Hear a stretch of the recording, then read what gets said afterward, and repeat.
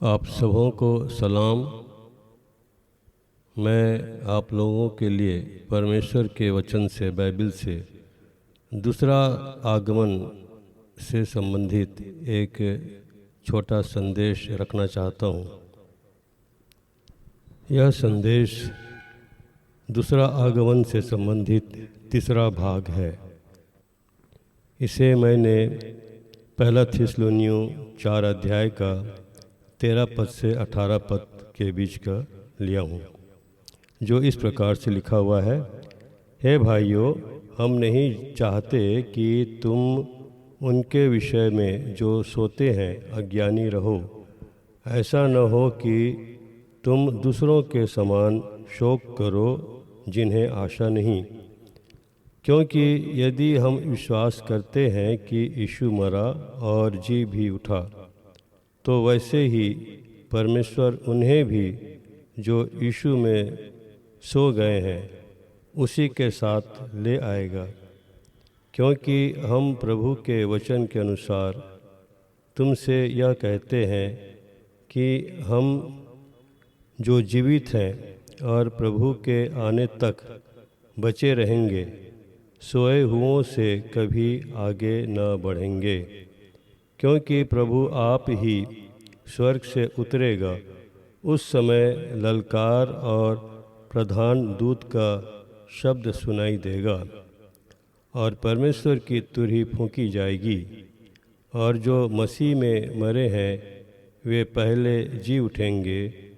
तब हम जो जीवित और बचे रहेंगे उनके साथ बादलों पर उठा लिए जाएंगे कि हवा में प्रभु से मिलें, और इस रीति से हम सदा प्रभु के साथ रहेंगे।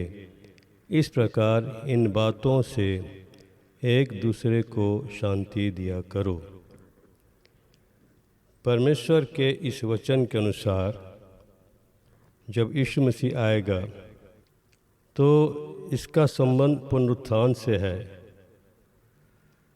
यीशु मसीह ने स्वयं कहा था, पुनरुत्थान और जीवन मैं ही हूँ। यीशु मसीह के क्रूसिफिक्शन या क्रूस पर बलिदान होने के पहले का भाग और यीशु मसीह के क्रूस पर बलिदान होने का भाग, दो भाग मैं बताना चाहता हूँ। पुराने नियम के अनुसार यीशु मसीह के आने के पहला भाग,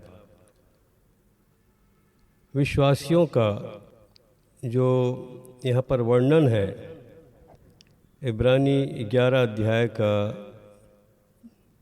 पूरा 11 अध्याय हम पढ़ते हैं, उसमें बहुत सारे वर्णन हैं।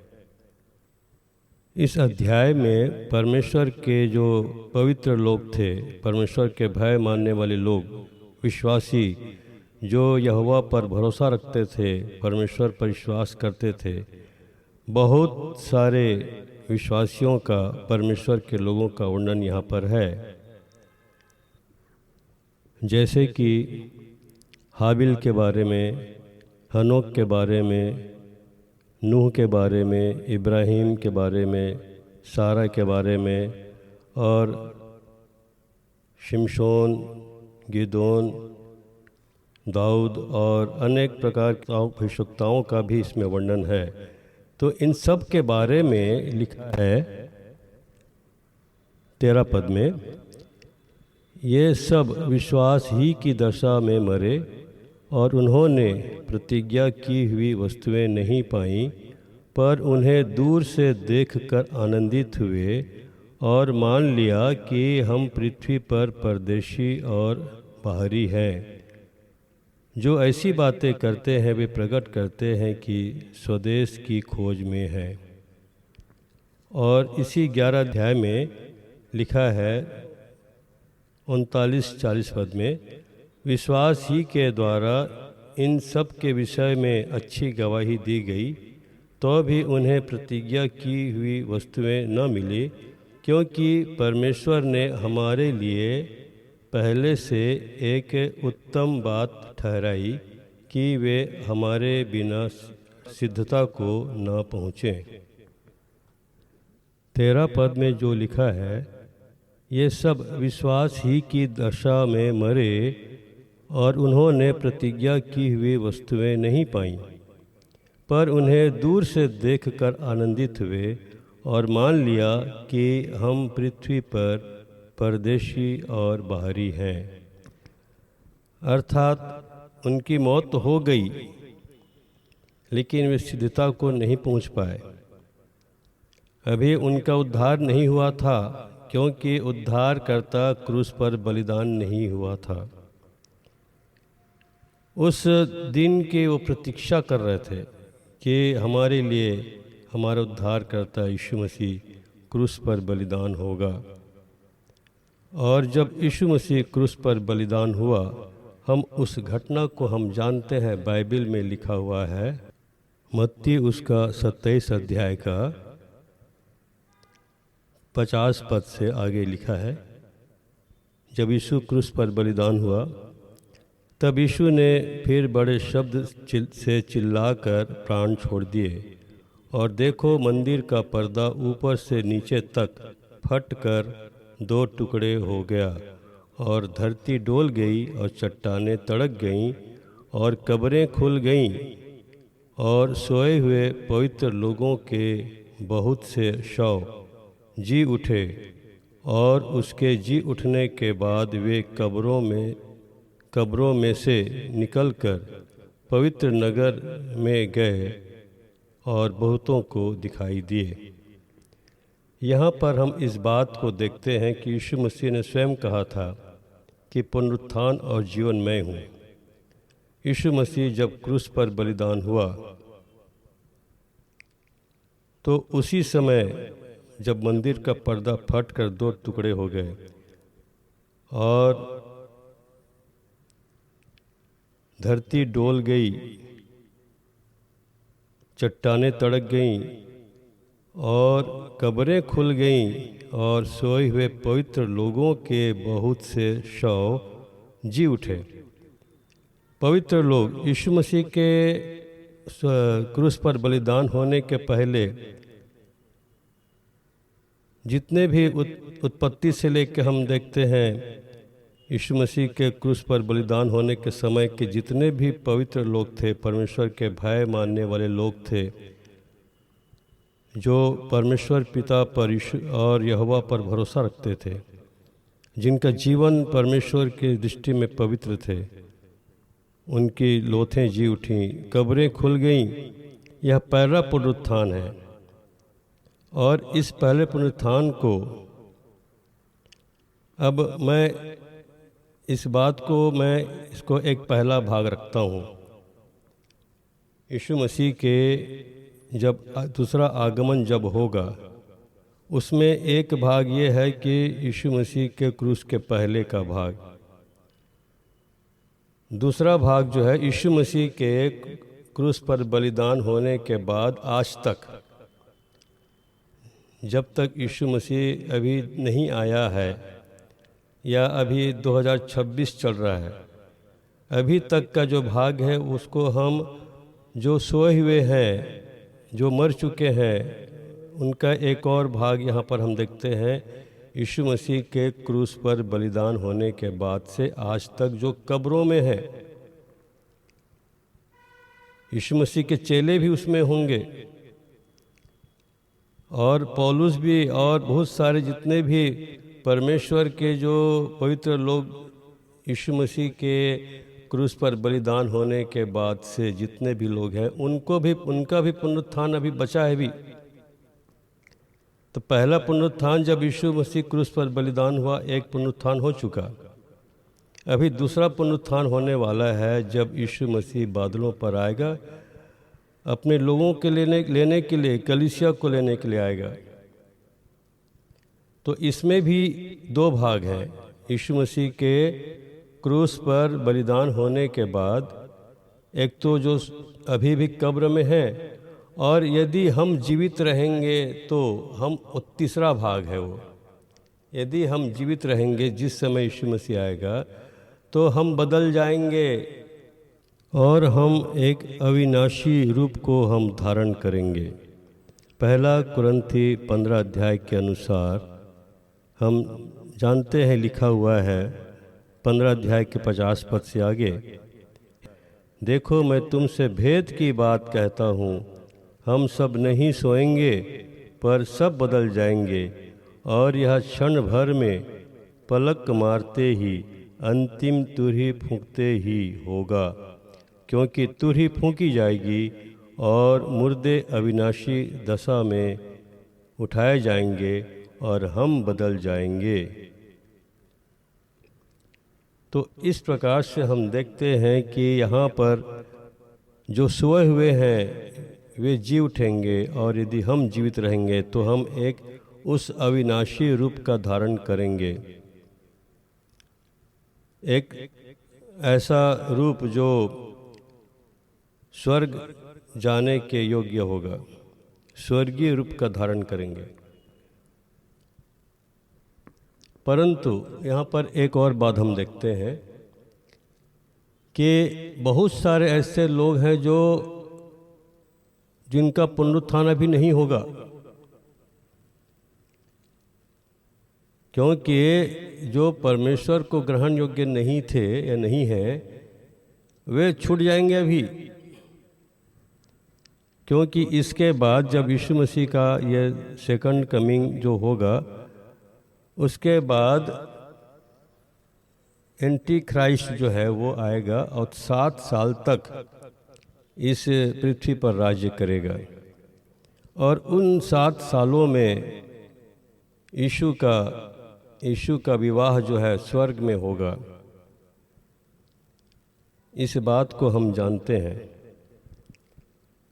तो क्या हम उस झुंड में जो उठा ली जाएगी, कलीसिया उठा ली जाएगी, क्या हम उसमें शामिल हो सकते हैं? क्या हमारा जीवन उसके योग्य है? हम जानते हैं कि जब यीशु मसीह अपने चेलों के साथ वो फसह का पर्व मना रहा था, जिसको हम प्रभु भोज कहते हैं, यीशु मसीह ने रोटी ली और तोड़ी और कहा यह मेरी देह है। यीशु मसीह का देह, वहाँ पर हम देखते हैं कि रोटी तोड़ी गई, लेकिन जब यीशु मसीह क्रूस पर था तो उसकी हड्डियाँ नहीं तोड़ी गईं। इस बात को भी हम जानते हैं। यीशु मसीह जब क्रूस पर था तो उसकी हड्डियाँ नहीं तोड़ी गईं, इस बात को हम जानते हैं। लेकिन यहाँ पर हम देखते हैं कि प्रभु वो जो हम लेते हैं, लिखा है कि उसने रोटी ली और तोड़ी। तो ये रोटी जो है वो 2 भाग में है। पहला भाग यीशु मसीह के क्रूस पर बलिदान होने के पहले जितने भी विश्वासी थे, परमेश्वर के पवित्र लोग, वो, और दूसरा भाग यीशु मसीह के क्रूस पर बलिदान होने के बाद दूसरा भाग। पहला भाग जो था जब यीशु मसीह का जब क्रूस पर बलिदान हुआ उस यीशु मसीह, तो सोए हुए पवित्र लोगों की कब्रें खुल गईं और वे जी उठीं। पुनरुत्थान, एक पुनरुत्थान वहाँ पर हो चुका। यीशु मसीह के देह का पहला भाग था वो। दूसरा भाग यीशु मसीह के बाद क्रूस पर बलिदान होने के बाद अभी भी बहुत सारे लोग जो कब्रों में हैं, सोए हुए हैं, मरे हुए, मर चुके हैं, लेकिन वो जी उठेंगे। जब यीशु मसीह आएगा वो तुरही फूंकी जाएगी और इस क्षण भर में पलक मारते ही अचानक होगा। उस समय के बारे में कोई नहीं जानता। और हम जो यदि जीवित रहेंगे तो हम भी इस सेकंड पार्ट में या दूसरा भाग जो है उसमें हम भी शामिल होंगे। तो पहला भाग यीशु मसीह के क्रूस पर बलिदान होने के पहले, दूसरा भाग यीशु मसीह के बलिदान होने के बाद। यीशु मसीह के बलिदान होने के बाद ये दूसरा भाग है, वो उसका भी 2 भाग है। अर्थात जो मर चुके हैं आज तक, और फिर हम जो जीवित रहेंगे तो हम भी बदल जाएंगे और हम भी बादलों पर उठा लिए जाएंगे। लेकिन इस बात को हम जानते हैं, लिखा है थिस्सलुनीकियों की पत्री में, कि हम मरे हुए से, जो मर चुके हैं, उनसे हम आगे नहीं जा सकते। हम पीछे ही रहेंगे। अर्थात पहले वो जो मर चुके हैं, फिर बाद में हम। लेकिन पहला थिस्सलुनी 4 अध्याय में एक विशेष बात लिखा हुआ है कि जब यीशु मसीह आएगा, 14 पद में लिखा हुआ है, क्योंकि यदि हम विश्वास करते हैं कि यीशु मरा और जी भी उठा, तो वैसे ही परमेश्वर उन्हें भी जो यीशु में सो गए हैं उसी के साथ ले आएगा। अर्थात यीशु मसीह जब आएगा तो वो जो पहला भाग है पुराने नियम के जो विश्वासी है उनको वो ले के आएगा। पहले वो आएंगे क्योंकि वो उनका पुनरुत्थान हो चुका है। जो पहला पुनरुत्थान हो चुका है यीशु मसीह के समय में, वो पहला भाग है। वो आएंगे, यीशु मसीह के साथ आएंगे, जिनका वर्णन हम इब्रानियों के 11 अध्याय में पढ़ते हैं। वे आएंगे और उसके बाद अभी जो यीशु मसीह के क्रूस के बाद जो है वो भी जी उठेंगे, दूसरा भाग है वो। और फिर यदि हम जीवित रहेंगे उस समय, वो तीसरा भाग है।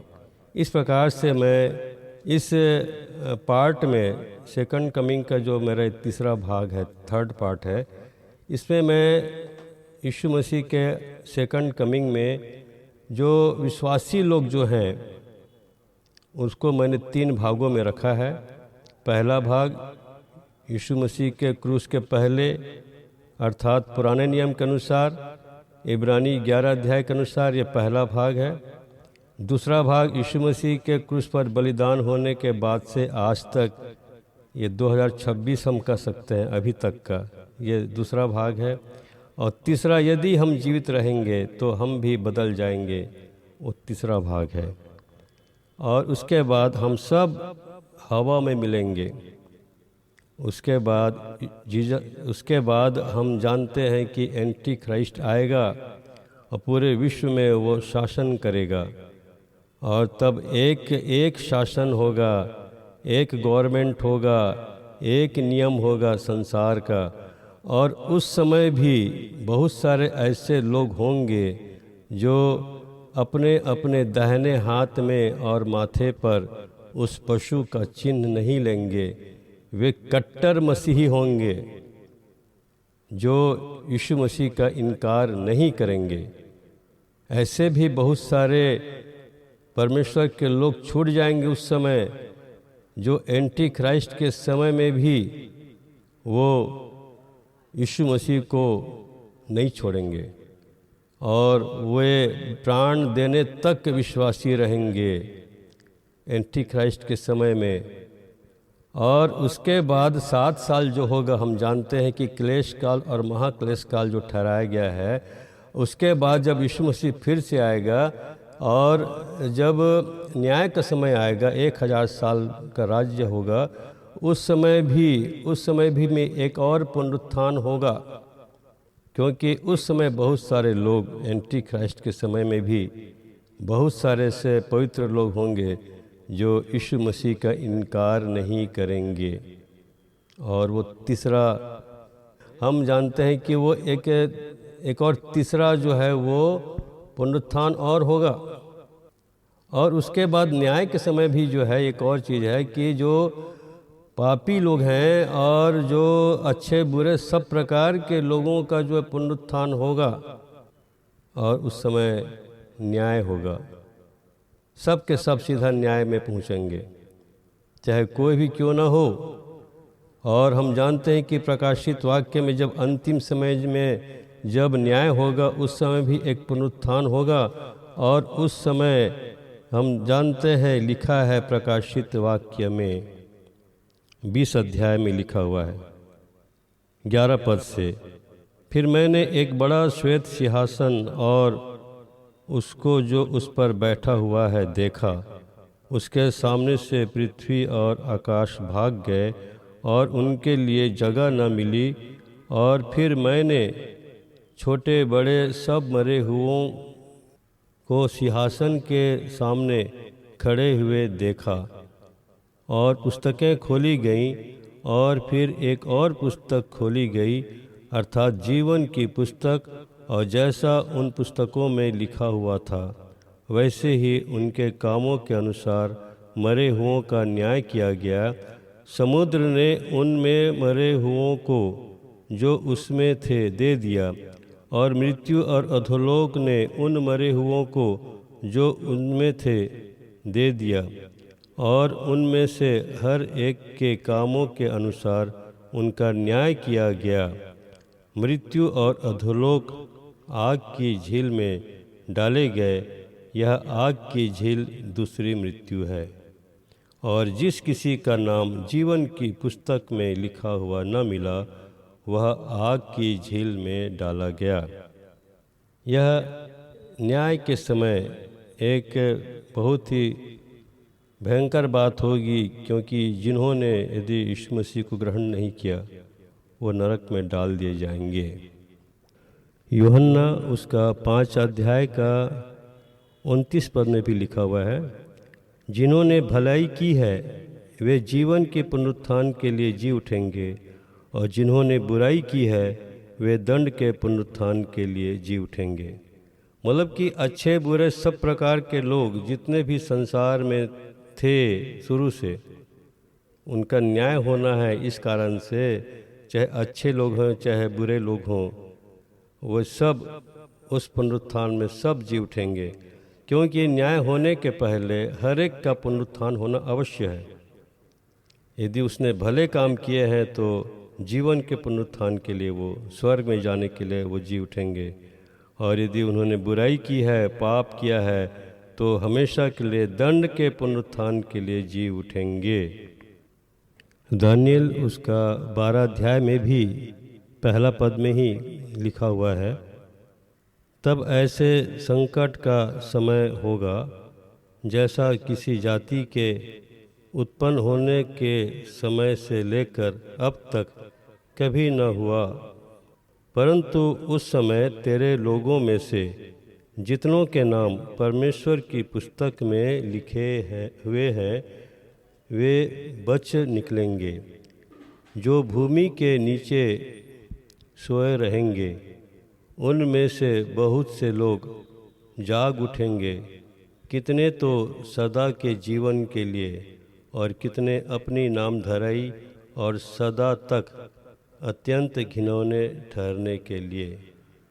तो यहाँ पर भी हम देखते हैं कि दानियल की पुस्तक में भी एक पुनरुत्थान का वर्णन यहाँ पर है, जहाँ पर अच्छे बुरे सब प्रकार के लोग जो है वो जी उठेंगे, क्योंकि न्याय होगा। इस बात को हम जानते हैं।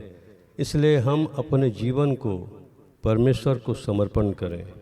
हमारा जीवन ऐसा हो कि हम अभी जो पुनरुत्थान होने वाला है, कभी भी हो सकता है, उस समय के बारे में कोई नहीं जानता, लेकिन इस बात पर विश्वास करते हैं कि समय बहुत ही नज़दीक है। हम तैयार रहें, अपना जीवन परमेश्वर को समर्पण करें, मन फिराएं, पश्चाताप करें। नशा करने वाले हमेशा के लिए नशा छोड़ दें, हमेशा के लिए। और चोरी करना, बुराई करना, झूठ बोलना, सब प्रकार के व्यभिचार इत्यादि सब प्रकार के पाप को हमको छोड़ना पड़ेगा, और यीशु मसीह को अपना जीवन समर्पण करना पड़ेगा, ताकि हम परमेश्वर की दृष्टि में इस योग्य बन सकें कि जब यीशु मसीह आएगा तो हम भी बादलों पर उठा लिए जाएंगे। क्योंकि उसके बाद जो एंटी क्राइस्ट का जो समय होगा, बहुत ही कठिन समय आएगा, जिसमें बहुत सारे लोग यीशु मसीह का इनकार करेंगे, और वे सब अपने अपने दाहिने हाथ में और माथे पर उस पशु का चिन्ह ले लेंगे। इसलिए हम सावधान रहें, वचन पढ़ें, प्रार्थना करें, और प्रतिदिन अपने जीवन में हम आत्मिक जीवन में आगे बढ़ते रहें। धन्यवाद सबों को। प्रभु यीशु मसीह में सलाम।